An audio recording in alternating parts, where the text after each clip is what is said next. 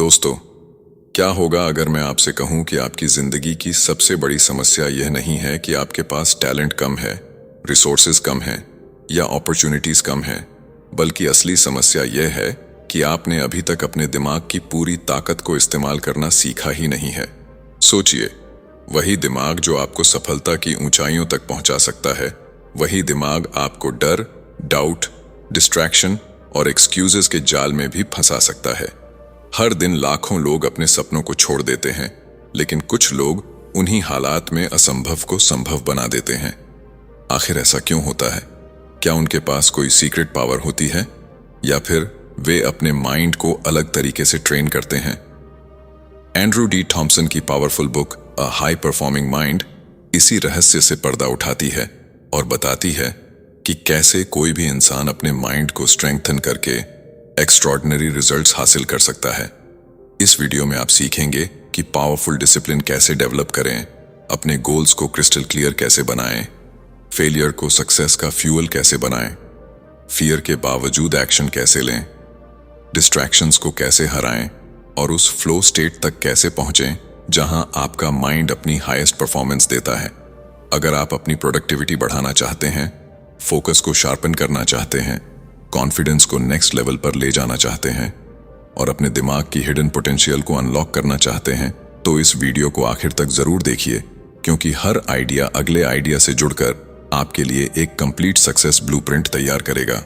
और अगर आप चाहते हैं कि बुकपीडिया आपको ऐसी ही लाइफ चेंजिंग बुक्स के पावरफुल लेसन्स आसान और एंगेजिंग तरीके से पहुंचाता रहे, तो अभी वीडियो को लाइक कीजिए, कमेंट में लिखिए माइंड परफॉर्मेंस और बुकपीडिया चैनल को सब्सक्राइब करके बेल आइकॉन जरूर दबाइए। अब तैयार हो जाइए अपने माइंड की असली ताकत को जगाने के लिए, क्योंकि अगले कुछ मिनट आपकी सोच और शायद आपकी पूरी जिंदगी बदल सकते हैं। Chapter 1, desire, dirty discipline and warrior mentality. कल्पना कीजिए कि आपके सामने दो लोग खड़े हैं। दोनों के पास एक जैसा दिमाग है, एक जैसी अपॉर्चुनिटीज हैं और दोनों एक ही जगह से अपनी जर्नी शुरू करते हैं। लेकिन कुछ साल बाद उनमें से एक एक्स्ट्रॉर्डिनरी सक्सेस हासिल कर लेता है, जबकि दूसरा वहीं का वहीं रह जाता है। सवाल है, ऐसा क्यों होता है? ज्यादातर लोग सोचते हैं कि इसका कारण टैलेंट, इंटेलिजेंस या लक है, लेकिन सच्चाई इससे बिल्कुल अलग है। असली फर्क पैदा करता है इंसान का माइंडसेट। वही माइंडसेट जो तय करता है कि मुश्किल समय में आप हार मानेंगे या लड़ते रहेंगे। यही वह जगह है जहां एक हाई परफॉर्मिंग माइंड की शुरुआत होती है। एंड्रू डी थॉम्सन बताते हैं कि हर बड़ी अचीवमेंट की शुरुआत एक पावरफुल डिजायर से होती है। एक ऐसी बर्निंग डिजायर जो आपको सुबह जल्दी उठने पर मजबूर कर दे, जो आपको आराम छोड़कर एक्शन लेने के लिए तैयार कर दे। लेकिन सिर्फ इच्छा होना काफी नहीं है। दुनिया में लाखों लोग बड़े सपने देखते हैं, लेकिन बहुत कम लोग उन्हें हकीकत में बदल पाते हैं। क्यों? क्योंकि सपनों और सफलता के बीच एक कठिन पुल होता है जिसका नाम है डिसिप्लिन। यहां लेखक एक बहुत महत्वपूर्ण बात बताते हैं। डिसिप्लिन हमेशा अट्रैक्टिव नहीं होता। यह सोशल मीडिया पर दिखने वाली मोटिवेशनल वीडियोस जैसा ग्लैमरस नहीं होता। असली डिसिप्लिन अक्सर बोरिंग होता है। जब आपका मन नहीं करता तब भी काम करना, जब कोई देख नहीं रहा तब भी मेहनत करना, जब रिजल्ट्स दिखाई नहीं दे रहे तब भी लगातार आगे बढ़ना, यही डर्टी डिसिप्लिन है। यह सुंदर नहीं दिखता, लेकिन यही लोगों को ऑर्डिनरी से एक्स्ट्रॉर्डिनरी बनाता है। सोचिए, एक सैनिक युद्ध के मैदान में खड़ा है। उसे नहीं पता कि अगले पल क्या होने वाला है, फिर भी वह पीछे नहीं हटता। क्यों? क्योंकि उसने अपने माइंड को ट्रेन किया है। उसने डिस्कम्फर्ट को एक्सेप्ट करना सीख लिया है। यही वॉरियर मेंटालिटी है। वॉरियर मेंटालिटी का मतलब यह नहीं कि आपको हमेशा फियरलेस बनना है। इसका मतलब है डर के बावजूद आगे बढ़ना। इसका मतलब है एक्सक्यूजेस को छोड़ना और रिस्पॉन्सिबिलिटी लेना। इसका मतलब है परिस्थितियों का इंतजार करने के बजाय खुद परिस्थितियां बनाना। जिंदगी में हर व्यक्ति को ऐसे मोमेंट्स मिलते हैं जब हार मानना आसान लगता है, जब फेलियर्स सामने खड़े होते हैं, जब लोग आपका मजाक उड़ाते हैं, जब प्रोग्रेस बहुत धीमी दिखाई देती है। यही वह समय होता है जब आपकी मेंटल स्ट्रेंथ का असली टेस्ट शुरू होता है। अधिकांश लोग इसी मोड़ पर रुक जाते हैं, लेकिन हाई परफॉर्मर्स रुकते नहीं। वे समझते हैं कि टेम्पररी पेन परमानेंट ग्रोथ की कीमत है। लेखक कहते हैं कि सफलता किसी एक बड़े डिसीजन का परिणाम नहीं होती। यह उन छोटे छोटे डिसीजंस का परिणाम होती है जो आप हर दिन लेते हैं। हर बार जब आप कंफर्ट के ऊपर ग्रोथ को चुनते हैं, हर बार जब आप एक्सक्यूजेस के ऊपर एक्शन को चुनते हैं, तब आप अपने माइंड को मजबूत बना रहे होते हैं। धीरे धीरे आपका कॉन्फिडेंस बढ़ता है, आपकी आइडेंटिटी बदलने लगती है और आप वह इंसान बनने लगते हैं जो पहले सिर्फ आपकी इमेजिनेशन में मौजूद था। लेकिन यहाँ एक हिडन डेंजर भी है। कई लोग डिसिप्लिन डेवलप करने की कोशिश तो करते हैं, लेकिन उनकी सबसे बड़ी लड़ाई किसी बाहरी दुश्मन से नहीं होती। उनकी सबसे बड़ी लड़ाई खुद उनके अंदर चल रही होती है। क्योंकि जब तक इंसान खुद के बारे में सच देखने की हिम्मत नहीं करता, तब तक उसका विकास सीमित रहता है। और यही वह रहस्य है जो अगले पड़ाव का दरवाजा खोलता है, जहां सफलता की जर्नी एक नए और कहीं अधिक चुनौतीपूर्ण मोड़ पर पहुंचने वाली है। Chapter 2, openness and self honesty, the mirror most people avoid. क्या आपने कभी सोचा है कि कुछ लोग सालों तक मेहनत करने के बावजूद वहीं के वहीं क्यों रह जाते हैं? वे नए गोल्स बनाते हैं, मोटिवेशनल वीडियोस देखते हैं, बुक्स पढ़ते हैं, लेकिन उनकी जिंदगी में कोई बड़ा बदलाव नहीं आता। दूसरी तरफ कुछ लोग धीरे धीरे लेकिन लगातार ग्रो करते रहते हैं। इसका कारण अक्सर टैलेंट या इंटेलिजेंस नहीं होता। इसका कारण होता है एक ऐसी स्किल जिसे ज्यादातर लोग अवॉइड करते हैं। वह स्किल है सेल्फ ऑनेस्टी। सच कहें तो दुनिया का सबसे कठिन काम दूसरों को समझना नहीं, बल्कि खुद को समझना है। वॉरियर मेंटालिटी आपको लड़ना सिखाती है, लेकिन यह लड़ाई बाहर की दुनिया से पहले आपके अपने अंदर शुरू होती है। क्योंकि जब तक आप अपने वीकनेसेस को पहचान नहीं लेते, तब तक आप उन्हें इंप्रूव भी नहीं कर सकते। लेकिन यही वह जगह है जहां अधिकांश लोग हार जाते हैं। इंसान का ईगो उसे यह विश्वास दिलाता है कि समस्या उसके अंदर नहीं, बल्कि परिस्थितियों में है। वह अपनी फेलियर का कारण economy, luck, family, boss, friends या सोसाइटी को मान लेता है। कुछ समय के लिए यह अच्छा महसूस कराता है, लेकिन यही सोच उसकी ग्रोथ को रोक देती है। एंड्रू डी थॉमसन बताते हैं कि हाई परफॉर्मर्स की सबसे बड़ी खूबी यह होती है कि वे अनकंफर्टेबल ट्रूथ से भागते नहीं हैं।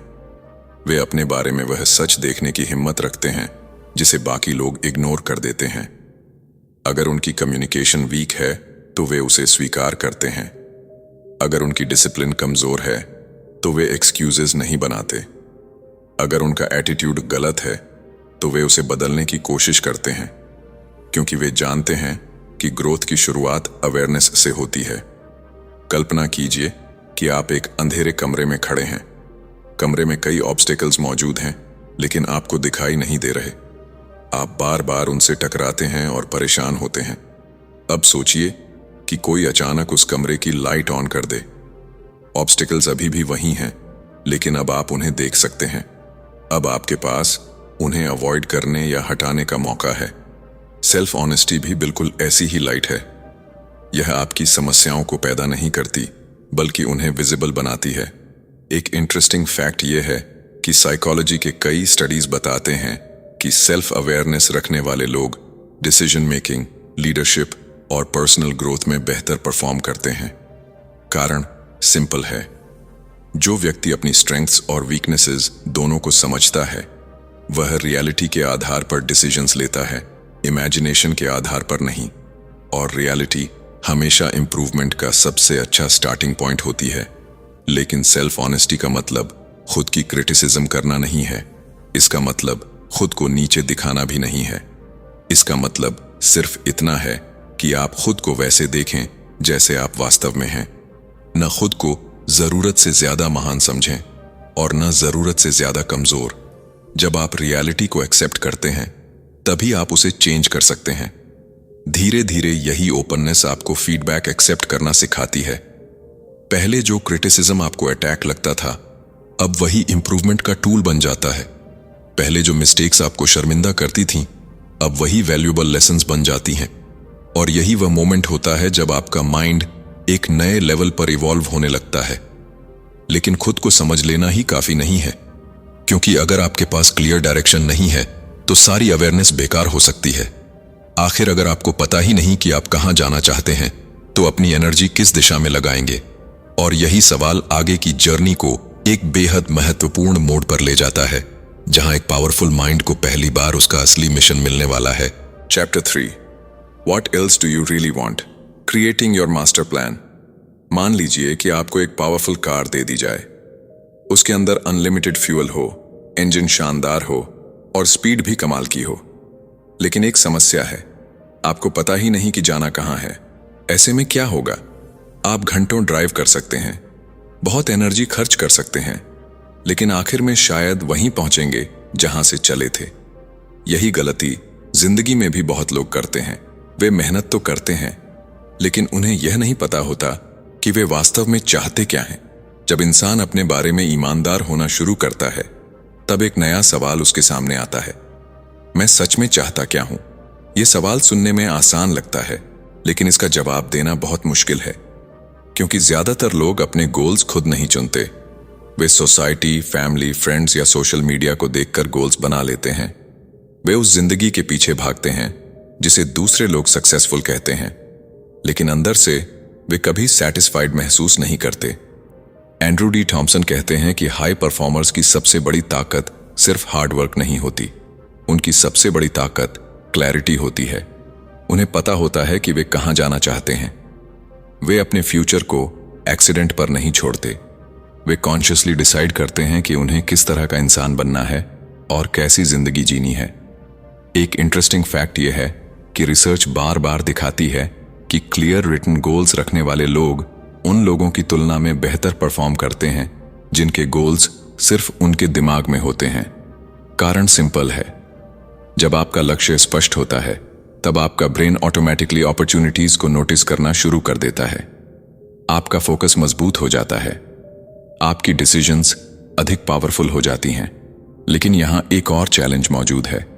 कई लोग गोल्स तो बना लेते हैं, लेकिन वे इतने बड़े या इतने वेग होते हैं कि उन पर एक्शन लेना मुश्किल हो जाता है। उदाहरण के लिए, अगर कोई कहे कि उसे सक्सेसफुल बनना है, तो इसका मतलब क्या हुआ? सक्सेस हर व्यक्ति के लिए अलग हो सकती है। इसीलिए लेखक कहते हैं कि आपको सिर्फ डेस्टिनेशन नहीं, बल्कि पूरा मैप बनाना होगा। यही आपका मास्टर प्लान है। मास्टर प्लान का मतलब है अपनी जिंदगी को पर्पस के साथ डिजाइन करना। यह समझना कि अगले 1 साल में आप कहां होना चाहते हैं, अगले 5 साल में क्या बनना चाहते हैं, और आज आपको कौन सा छोटा कदम उठाना चाहिए। क्योंकि बड़े रिजल्ट्स हमेशा छोटे एक्शन से शुरू होते हैं। एक बिल्डिंग एक दिन में नहीं बनती। पहले ब्लूप्रिंट बनता है, फिर फाउंडेशन, और फिर धीरे धीरे पूरी स्ट्रक्चर तैयार होती है। यही कारण है कि हाई परफॉर्मर्स हर दिन पर्पस के साथ जीते हैं। वे सुबह उठकर यह नहीं सोचते कि आज क्या करना है। वे पहले से जानते हैं उनका समय, उनकी एनर्जी और उनका फोकस एक क्लियर डायरेक्शन में मूव कर रहा होता है। यही क्लैरिटी उन्हें डिस्ट्रैक्शन से बचाती है, क्योंकि जब आपको पता होता है कि आप क्या चाहते हैं, तब हर अपॉर्चुनिटी आपको अट्रैक्टिव नहीं लगती। लेकिन एक सच्चाई और भी है, चाहे आपका प्लान कितना भी अच्छा क्यों ना हो, रास्ते में मिस्टेक्स होंगी, कुछ डिसीजंस गलत साबित होंगे, कुछ प्रयास फेल होंगे, कुछ डोर्स बंद हो जाएंगे। और यही वह जगह है जहां अधिकांश लोग अपने ड्रीम्स छोड़ देते हैं। लेकिन हाई परफॉर्मर्स कुछ अलग करते हैं। वे फेलियर को एंड नहीं मानते, वे उसे फीडबैक की तरह इस्तेमाल करते हैं। और यही सोच अगले पड़ाव का दरवाजा खोलती है, क्योंकि असली सवाल यह नहीं है कि आप फेल होंगे या नहीं। असली सवाल यह है कि जब फेलियर आपके सामने खड़ा होगा, तब आप उससे भागेंगे या उसे अपना सबसे बड़ा टीचर बना लेंगे। Chapter 4 explore, experiment and fail your way to excellence. एक पल के लिए सोचिए, अगर दुनिया के सबसे सफल लोगों ने अपनी पहली फेलियर के बाद हार मान ली होती, तो क्या होता? शायद कई बड़ी कंपनीज कभी बनती ही नहीं, कई इन्वेंशंस दुनिया तक पहुंचती ही नहीं, और लाखों लोगों की जिंदगी बदलने वाली कहानियां कभी लिखी ही नहीं जाती। लेकिन सच्चाई यह है कि सफलता की हर बड़ी कहानी के पीछे फेलियर्स की एक लंबी लिस्ट छिपी होती है। फर्क सिर्फ इतना है कि कुछ लोग फेलियर को अपनी जर्नी का अंत मान लेते हैं, जबकि कुछ लोग उसे अपनी ग्रोथ का सबसे बड़ा टीचर बना लेते हैं। जब आपके पास क्लियर गोल्स और एक मास्टर प्लान होता है, तब जिंदगी आपको टेस्ट करना शुरू करती है। चीजें हमेशा प्लान के अनुसार नहीं होती। कभी कोई प्रोजेक्ट फेल हो जाता है, कभी कोई अपॉर्चुनिटी हाथ से निकल जाती है, कभी आपकी मेहनत का रिजल्ट उम्मीद के अनुसार नहीं मिलता। ऐसे मोमेंट्स में ज्यादातर लोग खुद पर डाउट करना शुरू कर देते हैं।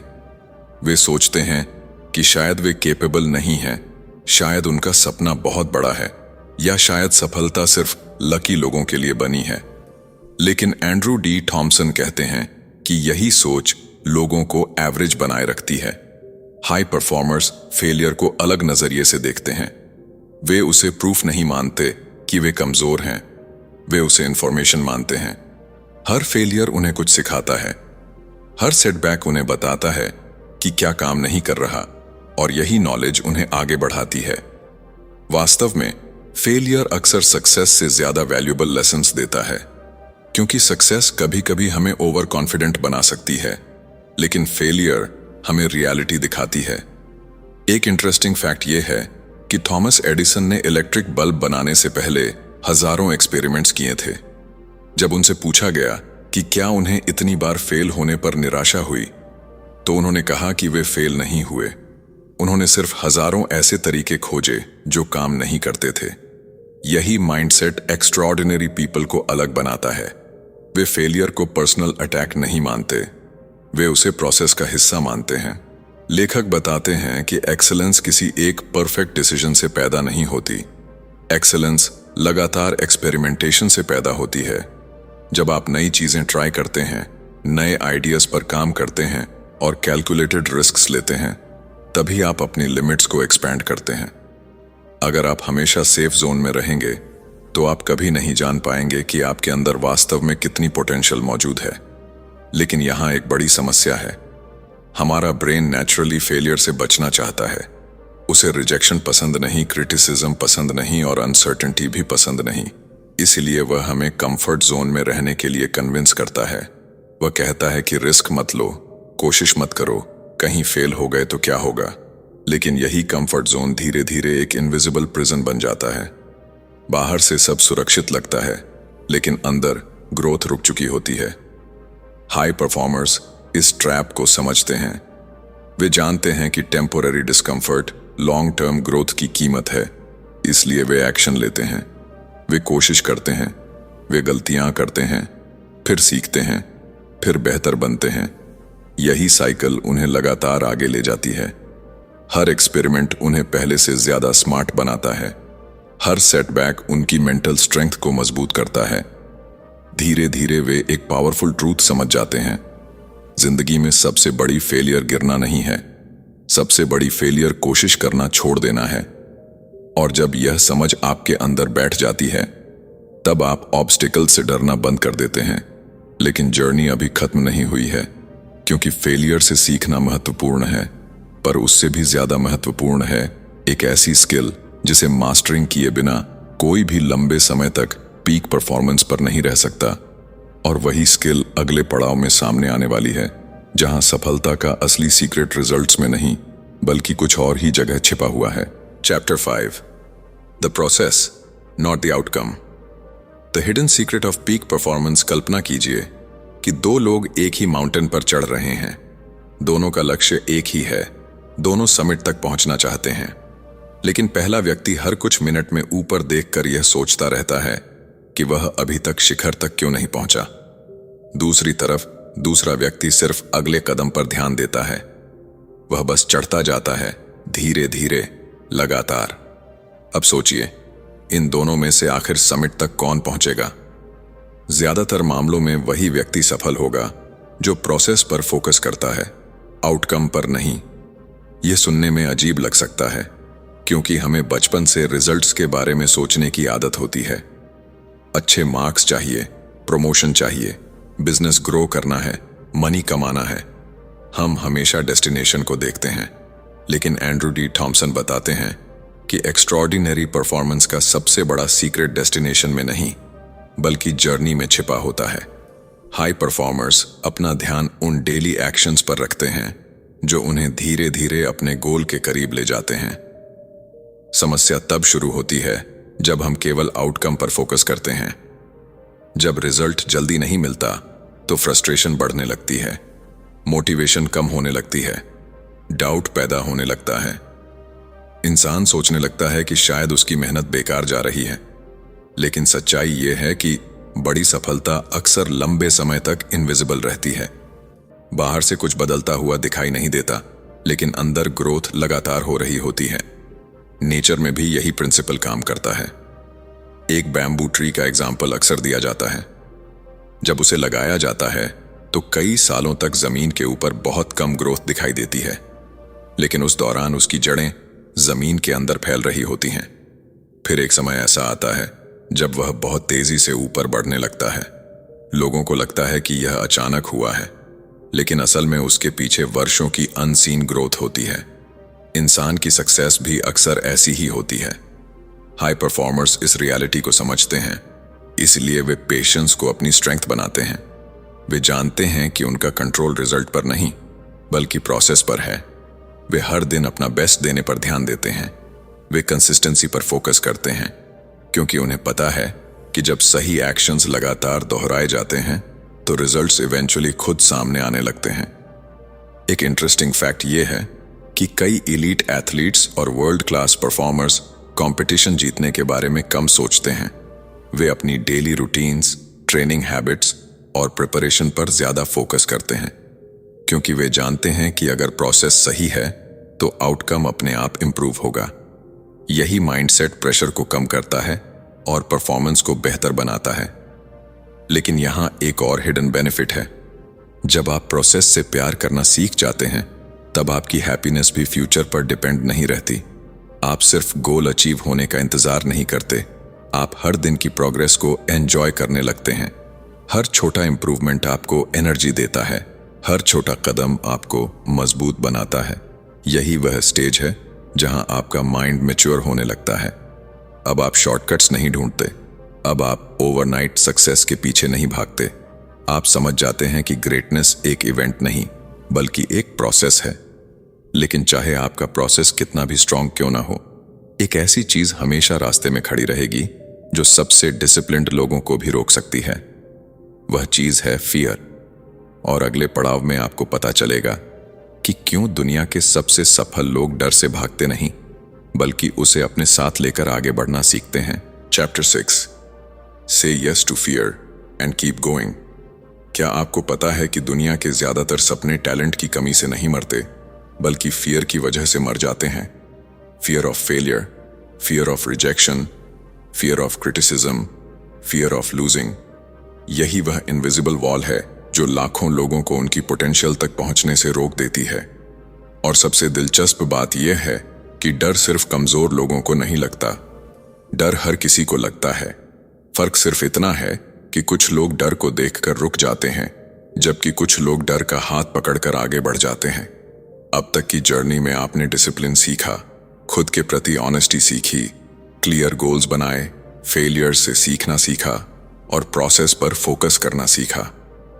लेकिन अब आपके सामने सबसे बड़ा मेंटल चैलेंज खड़ा है, क्योंकि जब भी आप कुछ बड़ा करने की कोशिश करेंगे, फियर जरूर सामने आएगा।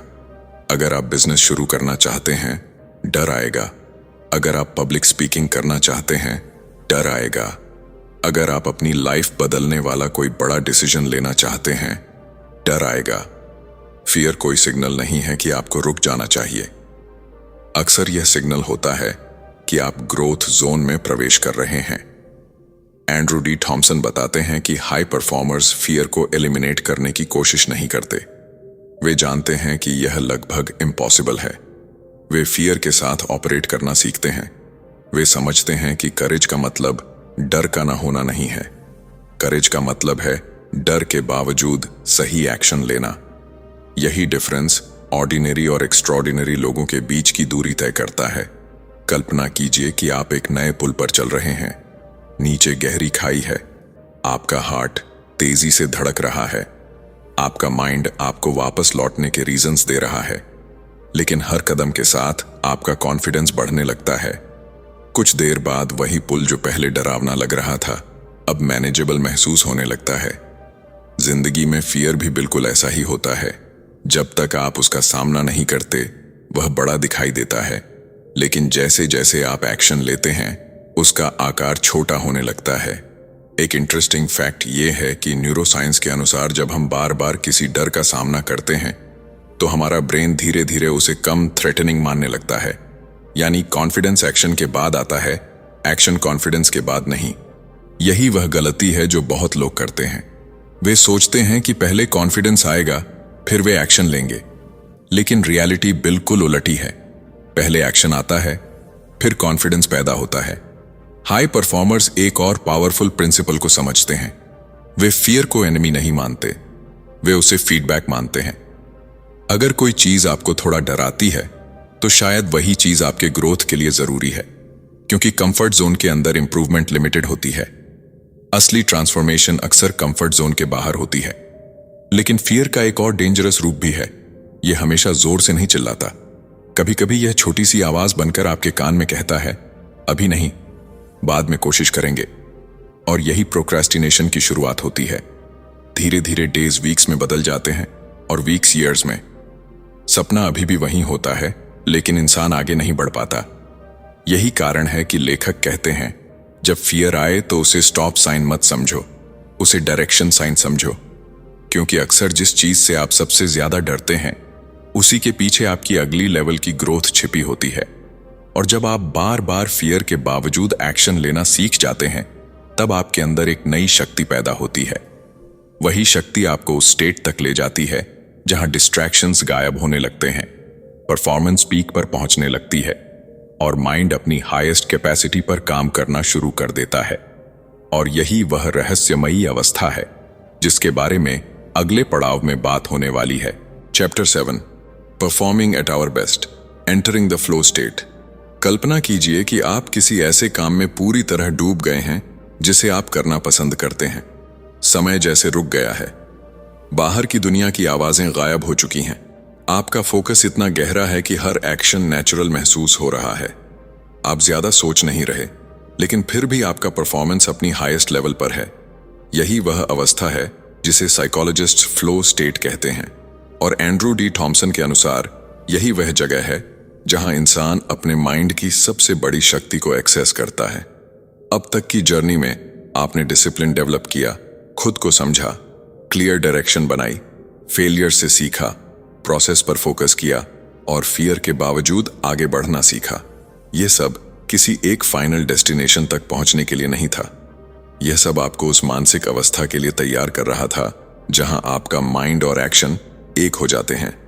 क्योंकि पीक परफॉर्मेंस सिर्फ हार्डवर्क का परिणाम नहीं है, यह सही मेंटल स्टेट का परिणाम है।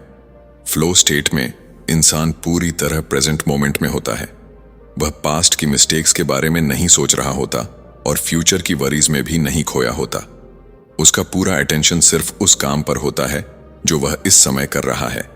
यही कारण है कि एथलीट्स, म्यूजिशियंस, आर्टिस्ट्स, एंटरप्रेन्योर्स और वर्ल्ड क्लास परफॉर्मर्स अक्सर अपने बेस्ट मोमेंट्स को फ्लो स्टेट से जोड़ते हैं। उस समय वे खुद को फोर्स नहीं कर रहे होते, वे सिंपली परफॉर्म कर रहे होते हैं।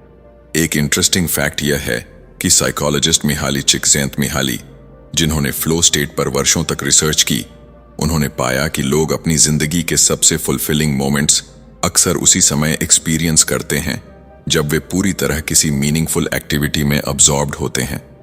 यानी फ्लो सिर्फ परफॉर्मेंस को इंप्रूव नहीं करता बल्कि लाइफ सैटिस्फैक्शन को भी बढ़ाता है। लेकिन फ्लो स्टेट कोई मैजिक बटन नहीं है जिसे दबाते ही एक्टिवेट किया जा सके। इसके लिए कुछ कंडीशंस बनानी पड़ती हैं। सबसे पहले क्लियर गोल्स चाहिए। अगर आपको पता नहीं कि करना क्या है तो माइंड फोकस नहीं कर सकता। दूसरा, डिस्ट्रैक्शंस को कम करना पड़ता है, क्योंकि हर नोटिफिकेशन, हर इंटरप्शन और हर अननेसेसरी डिस्ट्रैक्शन आपके कंसंट्रेशन को तोड़ देती है। तीसरा, चैलेंज और स्किल के बीच बैलेंस होना चाहिए। अगर टास्क बहुत आसान होगा तो बोर्डम आएगा, अगर बहुत मुश्किल होगा तो एंग्जाइटी पैदा होगी। फ्लो वहीं पैदा होता है जहां चैलेंज और कैपेबिलिटी एक दूसरे से मिलते हैं। हाई परफॉर्मर्स इन प्रिंसिपल्स को समझते हैं, इसलिए वे अपने एनवायरनमेंट को केयरफुली डिजाइन करते हैं। वे डीप वर्क के लिए टाइम निकालते हैं, वे अपने फोकस को प्रोटेक्ट करते हैं, वे मल्टीटास्किंग के ट्रैप में नहीं फंसते, क्योंकि रिसर्च लगातार दिखाती है कि मल्टीटास्किंग प्रोडक्टिविटी नहीं बढ़ाती बल्कि परफॉर्मेंस को कम करती है।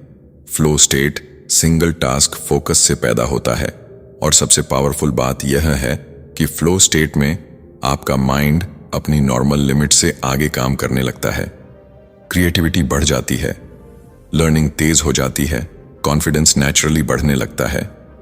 जिन टास्क्स में पहले स्ट्रगल महसूस होती थी वही टास्क्स अब स्मूथ लगने लगती हैं।